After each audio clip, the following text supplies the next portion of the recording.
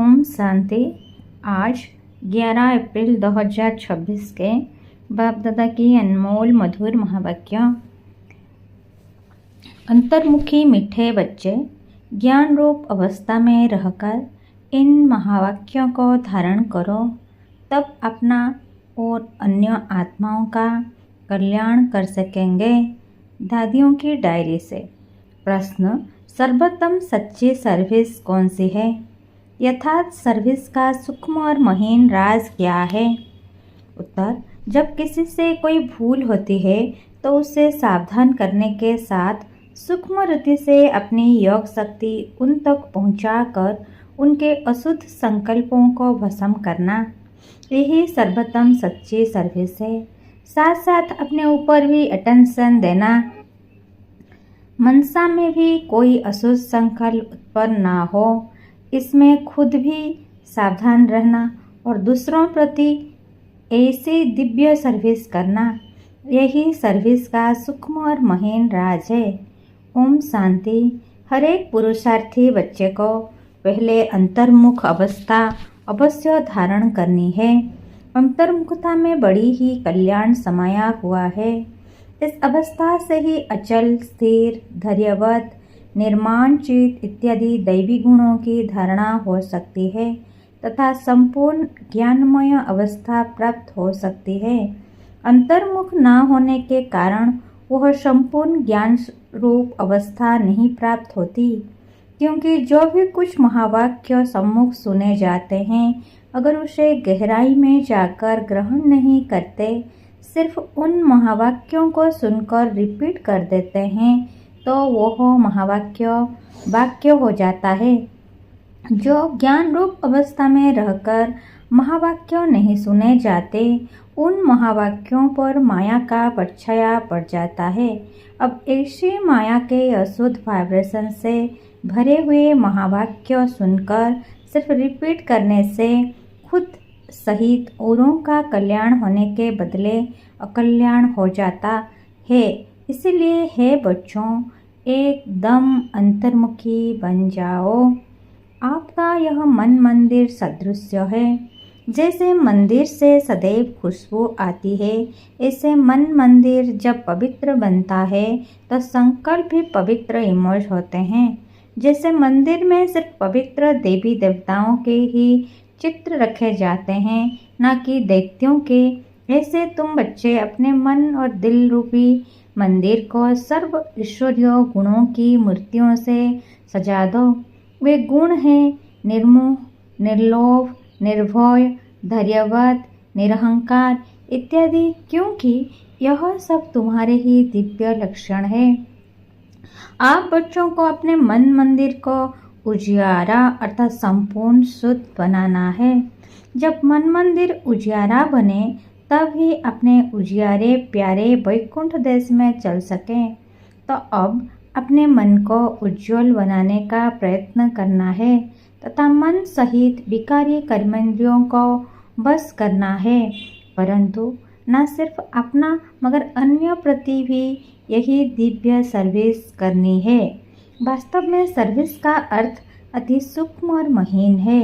ऐसा नहीं कि किसी की भूल पर सिर्फ सावधान करना, इतने तक सर्विस है, परंतु नहीं, उनका सूक्ष्म रीति अपनी योग की शक्ति पहुँचाए, उनके अशुद्ध संकल्प को भस्म कर देना, यही सर्वोत्तम सच्ची सर्विस है। और साथ साथ अपने ऊपर भी अटेंशन रखना है, न सिर्फ वाचा अथवा कर्मणा तक, मगर मनसा में भी कोई अशुद्ध संकल्प उत्पन्न होता है तो उनका वाइब्रेशन अन्यों के पास जाए, सूक्ष्म रीति कल्याण करता है। जिसका बोझ खुद पर आता है और वही बोझ बंधन बन जाता है। इसीलिए हे बच्चों, खुद सावधान रहो, फिर अन्य प्रति वही दिव्य सर्विस करो। यही आप सेवाधारी बच्चों का अलौकिक कर्तव्य है। ऐसी सर्विस करने वालों को फिर अपने प्रति कोई भी सर्विस नहीं लेनी है। भल कभी कोई अनायास भूल हो भी जाए तो उसे अपने बुद्धि और बल से सदैव के लिए करेक्ट कर देना है। ऐसा तीव्र पुरुषार्थी थोड़ा भी इशारा मिलने से शीघ्र महसूस करके परिवर्तन कर लेता है और आगे के लिए अच्छी रीति अटेंशन रख चलता है। यही विशाल बुद्धि बच्चों का कर्तव्य है। हे मेरे प्राणों, परमात्मा द्वारा रचे हुए इस अविनाशी राजस्व ज्ञान यज्ञ प्रति तन मन धन को संपूर्ण रीति से स्वाहा करने का राज बहुत महीन है। जिस घड़ी आप कहते हो कि मैं तन मन धन सहित यज्ञ में स्वाहा अर्थात अर्पण हो मर चुका, उस घड़ी से लेकर अपना कुछ भी नहीं रहता। उसमें भी पहले तन मन को संपूर्ण रीति से सर्विस में लगाना है। जब सब कुछ यज्ञ अथवा परमात्मा के प्रति है तो फिर अपने प्रति कुछ रह नहीं सकता। धन भी व्यर्थ नहीं गंवा सकते, मन भी अशुद्ध संकल्प विकल्प तरफ दौड़ नहीं सकता, क्योंकि परमात्मा को अर्पण कर दिया। अब परमात्मा तो है ही शुद्ध शांत स्वरूप, इस कारण अशुद्ध संकल्प स्वतः शांत हो जाते हैं। अगर मन माया के हाथ में दे देते हो तो माया वैरायटी रूप होने के कारण अनेक प्रकारों के विकल्प उत्पन्न कर मन रूपी घोड़े पर आए सवारी करती है।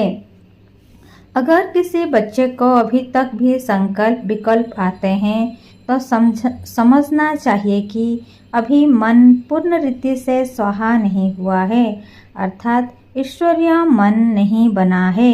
इसलिए हे सर्वत्यागी बच्चों, बना है इसीलिए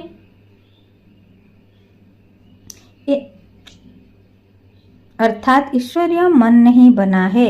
इसलिए हे सर्वत्यागी बच्चों, इन गुह्य राजों को समझ कर्म करते साखी हो। खुद को देख बहुत खबरदारी से चलना है। स्वयं गोपी वल्लभ, तुम अपने प्रिय गोपियों को समझा रहे हैं कि तुम हरेक का वास्तविक सच्चा प्रेम कौन सा है। हे प्राणों, तुम्हें एक दो की प्रेम भरी सावधानी को स्वीकार करना है, क्योंकि जितना प्रिय फूल उतना ही श्रेष्ठ परवरिश। फूल को वैल्यूबल बनाने अर्थ माली को कांटों से निकालना ही पड़ता है। वैसे तुम्हें भी जब कोई सावधानी देता है तो समझना चाहिए जैसे कि उसने मेरी परवरिश की, अर्थात मेरी सर्विस की। उस सर्विस अथवा परवरिश को रिगार्ड देना है। यही संपूर्ण बनने की युक्ति है। यही ज्ञान सहित आंतरिक सच्चा प्रेम है। इस दिव्य प्रेम में एक दो के लिए बहुत रिगार्ड होना चाहिए। हर एक बात में पहले खुद को ही सावधान करना है। यही निर्माणचित अति मधुर अवस्था है। ऐसे प्रेम पूर्वक चलने से तुम्हें जैसे यहाँ ही वे सत्युग के सुहावने दिन आंतरिक महसूस होंगे, वहाँ तो यह प्रेम नेचुरल रहता है, परंतु इस संगम के स्वीटेस्ट समय पर एक दो के लिए सर्विस करने का यह अति मीठा रमणीक प्रेम है। यही शुद्ध प्रेम जग में गाया हुआ है। तुम हरेक चैतन्य फूलों को हरदम हर्षित मुख से हो रहना है, क्योंकि निश्चय बुद्धि होने के कारण तुम्हारी नस नस में संपूर्ण ईश्वरीय ताकत समाई हुई है। ऐसे आकर्षण शक्ति अपना दिव्य चमत्कार अवश्य निकालनी है। जैसे छोटे निर्दोष बच्चे शुद्ध पवित्र होने कारण सदैव हंसते रहते हैं और अपने रमणीक चरित्र से सबको बहुत खींचते हैं, वैसे तुम हरेक की ऐसी ईश्वरीय रमणीक जीवन होनी चाहिए। इसके लिए तुम्हें किसी भी युक्ति से अपने आसुरी स्वभावों पर जीत प्राप्त करनी है। जब कोई को देखो कि यह क्रोध विकार के बस हो मेरे सामने आता है तो उनके सामने ज्ञान रूप हो बचपन की मीठी रीति से मुस्कुराते रहो तो वह खुद शांत चित्त हो जाएगा, अर्थात विस्मृति स्वरूप से श्रुति में आ जाएगा। भले उनको पता ना भी पड़े, लेकिन सूक्ष्म रीति से उनके ऊपर जीत पाकर मालिक बन जाना, यही मालिक और बालकपन की सर्वोच्च शिरोमणि विधि है। ईश्वर जैसे संपूर्ण ज्ञान रूप वैसे फिर संपूर्ण प्रेम रूप भी है। ईश्वर में दोनों ही क्वालिटीज समाई हुई है, परंतु फर्स्ट ज्ञान सेकंड प्रेम। अगर कोई पहले ज्ञान रूप बनने बिगड़ सिर्फ प्रेम रूप बन जाता है तो वह प्रेम अशुद्ध खाते में ले जाता है। इसीलिए प्रेम को मर्ज कर पहले ज्ञान रूप बन भिन्न भिन्न रूपों में आई हुई माया पर जीत पाकर पीछे प्रेम रूप बनना है। अगर ज्ञान बिगड़ प्रेम में आए तो कहाँ विचलित भी हो जाएंगे। जैसे अगर कोई ज्ञान रूप बनने के बिगड़ ध्यान में जाते हैं तो कोई बार माया में फंस जाते हैं। इसलिए बाबा कहते हैं, बच्चे, यह ध्यान भी एक सूत की जंजीर है, परंतु ज्ञान रूप बन पीछे ध्यान में जाने से अति मोक्ष का अनुभव होता है। तो पहले है ज्ञान, पीछे है ध्यान। ध्यानिष्ठ अवस्था से ज्ञानिष्ठ अवस्था श्रेष्ठ है। इसलिए है बच्चों, पहले ज्ञान रूप बन फिर प्रेम इमर्ज करना है। ज्ञान बिगड़ सिर्फ प्रेम इस पुरुषार्थी जीवन में विघ्न डालता है। साखीपन की अवस्था अति मीठी, रमणीक और सुंदर है। इस अवस्था पर ही आगे की जीवन का सारा मदार है। जैसे कोई के पास कोई शारीरिक भोगना आती है, उस समय अगर वह साखी स्वरूप अवस्था में उपस्थित हो उसे भोगता है तो पास्ट कर्मों को भोग चुक्त भी करता है और साथ साथ फ्यूचर के लिए सुख का हिसाब भी बनाता है। तो यह साखीपन की सुखरूप अवस्था पास्ट और फ्यूचर दोनों से कनेक्शन रखती है। तो इस राज को समझने से कोई भी ऐसे नहीं करेगा कि मेरा यह सुहावना समय सिर्फ चुक्त करने में चला गया। नहीं, यही सुहावना पुरुषार्थ का समय है, जिस समय दोनों कार्य संपूर्ण रीति सिद्ध होते हैं। ऐसे दोनों कार्यों को सिद्ध करने वाला तीव्र पुरुषार्थी ही अतीन्द्रिय सुख व आनंद के अनुभव में रहता है। इस वैरायटी विराट ड्रामा की हरेक बात में तुम बच्चों को संपूर्ण निश्चय होना चाहिए, क्योंकि यह बना बनाया ड्रामा बिल्कुल वफादार है। देखो, यह ड्रामा हरेक जीव प्राणी से उनका पाठ पूर्ण रीति से बजवाता है। भल कोई रोंग है तो वह रोंग पाठ भी पूर्ण रीति से बजाता है।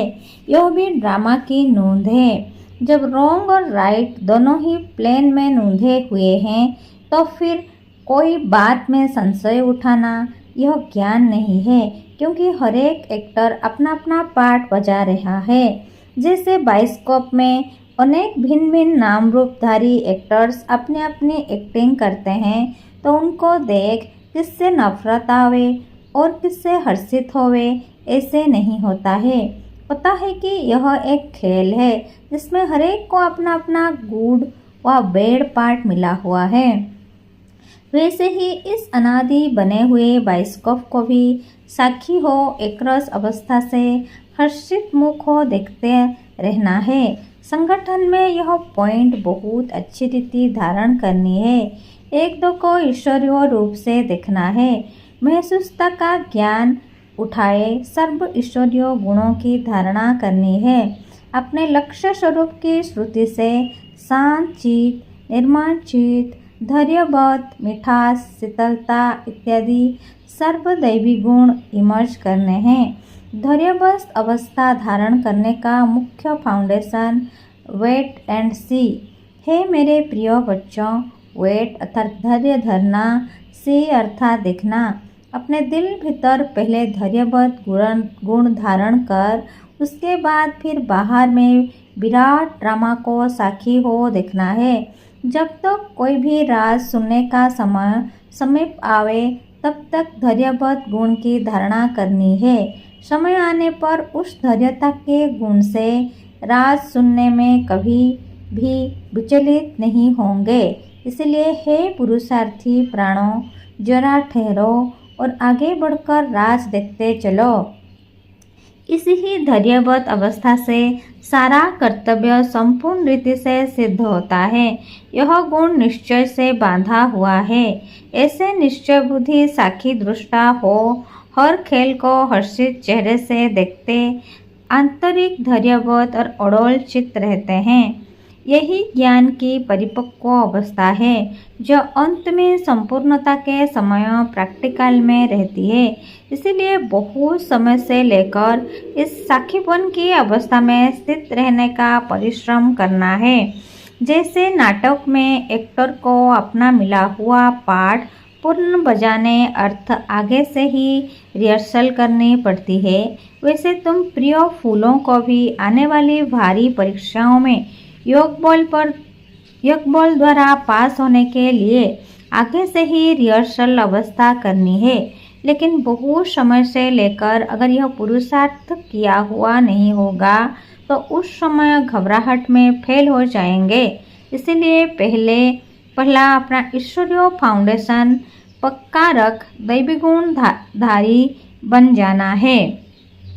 ज्ञान स्वरूप स्थिति में स्थित रहने से स्वतः शांत रूप अवस्था हो जाती है। जब ज्ञानतु आत्मा बच्चे इकट्ठे बैठकर मूल्य सुनते हैं तो चारों तरफ शांति का वायुमंडल बन जाता है, क्योंकि वे कुछ भी महावाक्य सुनते हैं तो आंतरिक डीप चले जाते हैं। डीप जाने के कारण आंतरिक उन्हों को शांति की मीठी महसूसता होती है। अब उसके लिए कोई खास बैठकर मेहनत नहीं करनी है, परंतु ज्ञान की अवस्था में स्थित रहने से यह गुण अनायास आ जाता है। तुम बच्चे जब सवेरे सवेरे उठकर एकांत में बैठते हो तो शुद्ध विचारों रूपी लहरें उत्पन्न होती है। उस समय बहुत उपराम अवस्था होनी चाहिए। फिर अपने निज शुद्ध संकल्प में स्थित होने से अन्य सब संकल्प आपे ही शांत हो जाएंगी और मन अमन हो जाएगा, क्योंकि मन को बस करने अर्थ भी कोई ताकत तो अवश्य चाहिए। इसलिए पहले अपने लक्ष्य स्वरूप के शुद्ध संकल्प को धारण करो। जब आंतरिक बुद्धि कायदे प्रमाण होगा तो तुम्हारी यह निसंकल्प अवस्था स्वतः हो जाएगी। अच्छा, मीठे मीठे ज्ञान गुलजारी ज्ञान सितारों प्रति याद प्यार, गुड मॉर्निंग और नमस्ते। हम रूहानी बच्चों की रूहानी माता पिता बाप दादा को याद प्यार, गुड मॉर्निंग और नमस्ते नमस्ते नमस्ते। शुक्रिया बाप दादा, शुक्रिया। धारणा के लिए मुख्य सार। नंबर 1, अपने लक्ष्य स्वरूप की स्मृति से शांत चित, निर्माण चित, धैर्यवत, मिठास, शीतलता आदि सर्व दैवी गुण धारण करने हैं। नंबर 2, निश्चय बुद्धि साक्षी दृष्टा हो इस खेल को हर्षित चेहरे से देखते आंतरिक धैर्यवत और अड़ोल चित रहना है। बहुत समय से लेकर इस साखीपन की अवस्था में स्थित रहने का पुरुषार्थ करना है। वरदान, एक ही रास्ता और एक से रिश्ता रखने वाले संपूर्ण फरिश्ता भव। निराकार व साकार रूप से बुद्धि का संग व रिश्ता एक बाप से पक्का हो तो फरिश्ता बन जाएंगे। जिनके सर्व संबंध व सर्व रिश्ते एक के साथ हैं वही सदा फरिश्ते हैं। जैसे गवर्नमेंट रास्ते में बोर्ड लगा देती है कि यह रास्ता ब्लॉक है, ऐसे सब रास्ते ब्लॉक बंद कर दो तो बुद्धि का भटकना छूट जाएगा। बाप दादा का यही फरमान है कि पहले सब रास्ते बंद करो, इससे सहज फरिश्ता बन जाएंगे। स्लोगन, सदा सेवा के उमंग उत्साह में रहना यही माया से सेफ्टी का साधन है। ये अव्यक्त इशारे महान बनने के लिए मधुरता और नम्रता का गुण धारण करो। आपका बोल और स्वरूप दोनों साथ साथ हो। बोल स्पष्ट भी हो, उसमें स्नेह भी हो, नम्रता और मधुरता भी हो, सत्यता भी हो, लेकिन स्वरूप की नम्रता भी हो। इसी रूप से बाप को प्रत्यक्ष कर सकेंगे। निर्भय हो लेकिन बोल मर्यादा के अंदर हो। जब इन दोनों बातों का बैलेंस हो तब कमाल दिखाई देगी। फिर आपके शब्द कड़े नहीं मीठे लगेंगे। अच्छा, ओम शांति।